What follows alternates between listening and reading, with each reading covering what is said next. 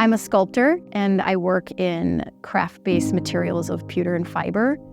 And it's kind of an unusual pairing of materials to have in an art practice. That's really come from having my studio in my home and raising my children in the same space that I'm making my work. So the relationship or the conversation between motherhood and making is just a natural one. One of the shifts and changes over the past 7 years of making this series is it began and emerged after I had my first child. I felt this fragmenting sense of time that left me feeling really unproductive, and I couldn't finish an email. I couldn't even remember to eat, I felt like I was sort of failing. So in that moment, I also knew that there was something that just wasn't right about that. I went in search for this visual evidence of this embodied interruption, but I really wanted to find something that had a sincerity and kind of an honesty to that particular human experience. So I've been working on a series of taking other people's incomplete craft projects.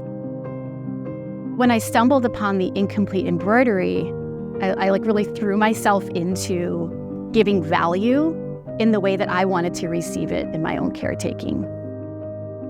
The work has evolved now in the past 7 years. The way that I'm coming to it now is during the pandemic, I really relied on really specific mantras and questions and other people's sayings that I would write down and sort of cling to in those moments of exasperation and desperation and longing.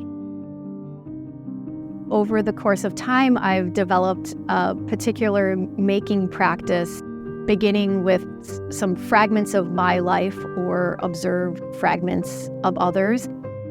So I take these overlooked and sort of undervalued fragments, and those are the things that I often mold. And then I will take pewter and pour the molten pewter into the mold itself. Once that cools, I can pull out the replica of the original form.